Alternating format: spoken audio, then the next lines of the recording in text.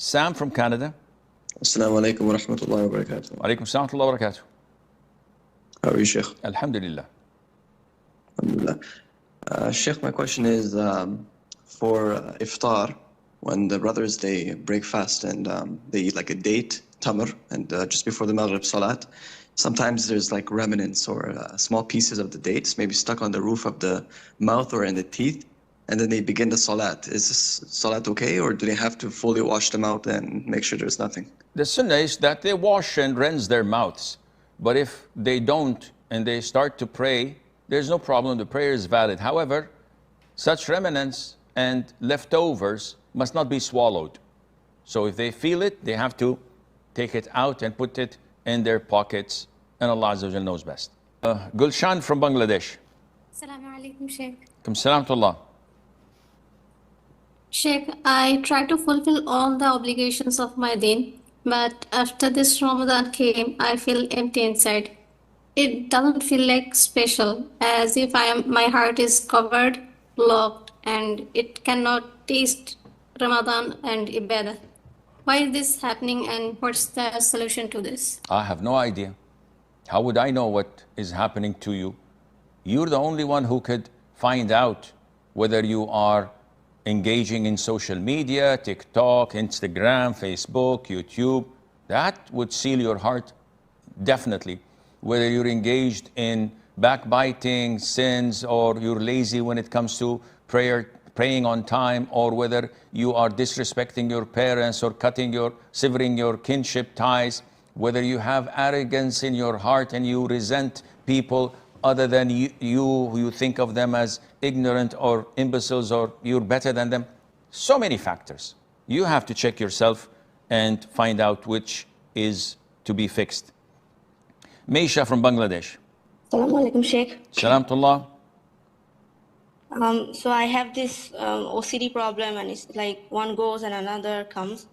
So nowadays a lot of question comes to my mind, like regarding free will, destiny, and so on. So I keep telling myself in my mind that Allah is my Lord and I'm His slave, and He can do whatever He wills and He wants, and He's the most generous.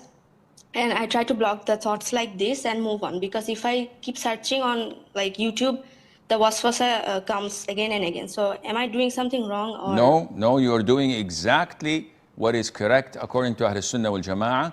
You have full belief and conviction and submission to Allah, and you know that His will overwhelms all other wills, and whatever He wills will happen. So what you're doing is the right thing. Dharif from Bangladesh. Assalamu alaikum wa rahmatullahi wa barakatuh, Sheikh. Alaikum salam wa barakatuh. How are you doing, Sheikh? I'm doing great, alhamdulillah. Alhamdulillah. Sheikh, yesterday after iftar, my brother and I, we were, just chilling and we were joking around. And amidst all this joking, I spewed, by mistake, of course, I spewed that, oh my God, you're God. And we immediately stopped joking. And I said, astaghfirullah, and a couple of minutes later, I went to the shahada. Did I commit shirk? Jazakallahu khair, Sheikh. It depends, akhi. If you said to someone intentionally, you're God, meaning that he is a God, that is kufr. Because we're Muslims, we know that there is no God worthy of being worshipped other than Allah Azza wa Jal. But if it was a figure of God or something like these things, all of this is corrupting your aqeedah. But if you did not have any intention to say it and it just came out unintentionally, no, there is no kufr in that, but you have to ask Allah for forgiveness. Siraj from India. Assalamu alaikum, Sheikh. Alaikum salam to Allah. Sheikh, can someone with male pattern baldness do ruqya for hair growth?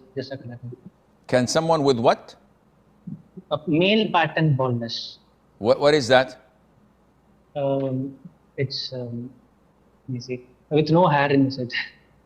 So are you asking me if the sheikh has no hair, he's bald, can he do ruqya? Yeah, yes, for hair growth. To fix his baldness? Yes.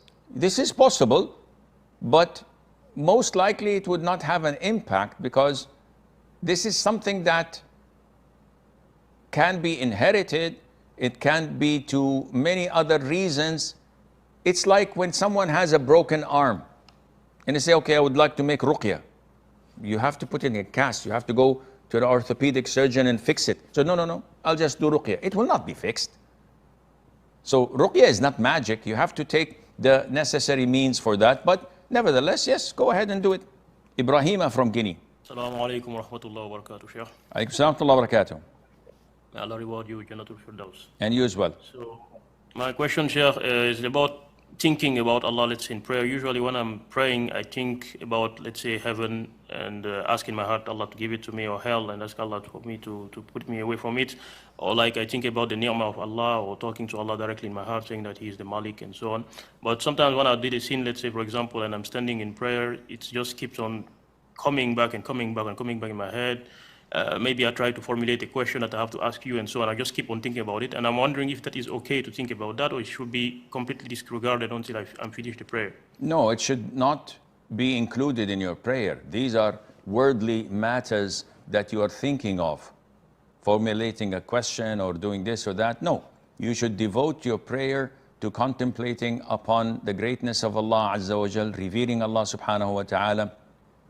Also, you should be contemplating upon the meanings of the verses of the Quran and the invocations you're doing, the tasbih and the likes in the salat. Mert from Germany. Assalamu alaikum, Sheikh. Salamullah. Sheikh, my question is related to speaking ambiguously at business. So, Sheikh, when I getting a call or like a client, potential client, I may speak a little bit ambiguously. So what I said or what I say could be interpreted differently. So my Sheikh, my question is like, is it permissible to speak ambiguously while not lying, but could be understood differently? The Prophet ﷺ said in an authentic hadith, البيعان بالخيار ما لم يتفرقا. Those who buy and sell, they have the choice to continue or cancel the transaction unless they separate physically from one another and leave the room. Then the Prophet said, عليه الصلاة والسلام, فإن صدقا وبينا بورك لهما في بيعهما. If they say the truth and clarify, not only say the truth, because ambiguity can be truthful, but you have double meaning, so you did not clarify. So the Prophet says you have to say the truth and clarify. What's the result? Allah will put barakah and blessings in your transaction. Otherwise, Allah will take the blessings away.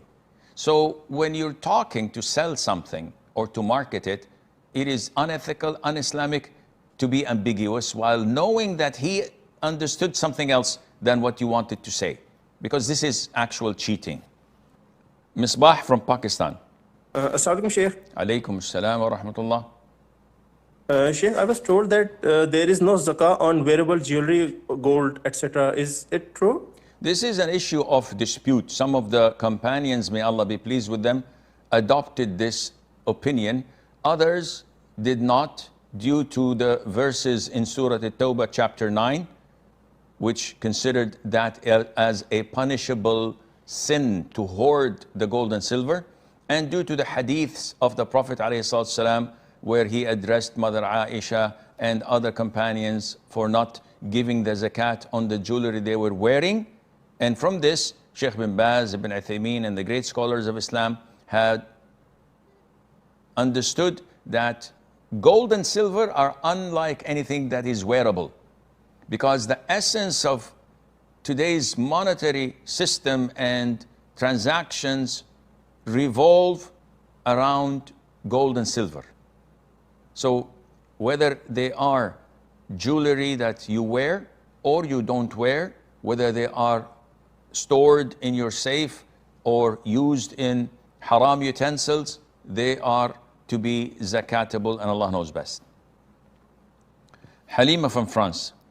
Assalamu alaikum, Sheikh. Alaykum assalam wa rahmatullah. Yes, sir. Thank you very much, sir. Unfortunately for me, about 2 to 3 years ago, I unfortunately got into physical fight with an elder woman. So, yes, sir. So I don't know what can I do in this situation, because I have been avoiding her because she seems to be a very difficult woman. So I have been avoiding her in order for me in order to avoid to reproduce the situation, because I know Allah will never accept that kind of a behavior in Islam, sir. Is she Muslim? Yes, sir. Then if you meet her in the street, you just give her salam. But if you don't meet her and you avoid meeting her, there is nothing wrong in that, inshallah azza wa jal. Farhan from India. Assalamu alaikum, Sheikh. Salamullah. Sheikh, am I clear? I don't know, I don't see you. I mean, is my voice clear? If I reply to your salam and I'm talking to you, are you gonna sing? And I'm sorry, Sheikh. Sheikh, in schools and all, it is very common to see some people, some students who boast about their knowledge and who look down upon others. They might not have arrogance, or they might have arrogance. And sometimes these people, they go down in studies. Is this a kind of sign from Allah that we should not boast about ourselves and we should be considerate about everyone, and we should be humble to people? This depends on their intention. Sometimes a boy in school is a good basketballer and he boasts about him being able to throw a 3-point shot. So what's wrong in that? There's no resentment of others or looking down upon others. This is part of competing with people. Arrogance, as defined by the Prophet ﷺ, is بطر الحق وغمط الناس. It is to reject the truth and to look down upon people. But if it is something that you're proud of, I'm a fast runner, I'm a good sportsman, I am a good, smart student in answering the quizzes and exams and to be the first out of the exam hall. This is not something that is blameworthy unless it's accompanied by looking down at people and resenting them. Going down in their academics like this is a sign of is a sign of an evil eye. Not necessarily a punishment from Allah, but you boast about something, you get an evil eye inevitably. So they have to undergo ruqya extensively, and inshallah they will be fine. Afzan from India. Assalamu alaikum. Salam. Do I still have to wash a container that is touched by a dog nose? The dog didn't lick it. If the dog licked the liquid in that container, you have to spill the container and throw it away, what's in it, and then wash that container 7 times with water and once with soil. Neela from Bangladesh. Assalamu alaikum, Sheikh. Alaikum salam to Allah. Sheikh, I have 2 people in my family. I have told them many times that whenever they're praying, they should put something in front of them as a sutra. But they never listen to me. Even I have told one of them that if you are praying and a woman passes in front of you, your prayer will be invalid. But they never put something in front of them. And when they're praying, sometimes I wait until they give salam to pass in front of them. But there is an emergency. I have no other choice to pass. So Sheikh, does it invalid their prayer and make me sinful? First of all, you are not their mother. So you only can advise. And if you advised them and they did not listen, that's not your problem anymore. Move on. Secondly, the issue of taking an object in front of you when praying, which is called sutra, this is an issue of dispute whether it's mandatory or highly recommended. Sheikh Al-Albani and others say that it is mandatory, but the most authentic opinion that it is not. It is highly recommended. So if they don't follow what you advise them to do, they're fine. Thirdly, if you pass between the spot where they put their head and their feet, this invalidates their prayer. But if you pass beyond that, inshallah, their prayer is valid. Muhammad from Mozambique. Assalamu alaikum wa rahmatullahi wa barakatuh, Sheikh. Wa alaikum assalam wa barakatuh. Yes, Sheikh. I am selling my land and a company is interested in buying, a company or an association, I'm not sure. But the person who came to negotiate with me, maybe he's a representative or an employee, I'm not sure also. He came and we started with an initial price and we agreed with the price, but he said to me okay, the association will from the association. This is prohibited. This is totally prohibited, and collaborating with him on sin. Whatever you get paid is yours. You don't give him anything because that would be a bribe, or, as you have clearly stated, he's stealing. It's like when the driver, my driver, goes to a gas station, fills it up for 100 riyals, and he tells the gas station employee to give him an invoice of 120.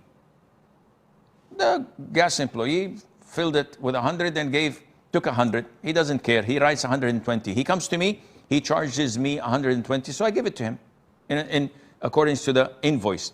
He takes 20 in his pocket. This is stealing and totally haram for you to collaborate upon. Nazar from India. Assalamu alaikum wa rahmatullahi wa barakatuh. Wa alaikum assalam wa barakatuh. Sheikh, we know from the narration of our beloved Prophet ﷺ that unless you offer 2 units of prayer, regardless of any time. But on each prayer here... I did not understand. What is the narration of the Prophet ﷺ? That one should not sit in mosque unless he offers 2 units of prayer, regardless of any time. Correct. But on Eid prayer, there are no any open places as musalla to be prayed in congregation other than to pray in masjid. So does on the day of Eid, an individual still needs to offer tahiyatul masjid? Correct. Correct. If they are performing Salatul Eid in a masjid, it still carries the same ruling. They have to offer 2 rak'ahs before they sit down. If they're praying Salatul Eid in the musalla, which is in the open area, no, they just come and sit down. Saad from India. Assalamu alaikum, Sheikh. Assalamu Sheikh, if I pray behind the Imam and whether he says Ameen after recite, whether he says Ameen or not, would it be mandatory for me to also say it? And if I don't, would my prayer be valid? First of all, saying Ameen after the Imam says غير المغضوب عليهم ولا الضالين, whether he says it or not is never mandatory. It is a highly recommended sunnah. Regardless whether the Imam says it or he doesn't say it, we say it because it's a highly recommended sunnah. When we say something is a highly recommended sunnah, means that if you skip it intentionally, then your prayer is valid because it's not a pillar nor something that is mandatory, and Allah Azza wa Jal knows best.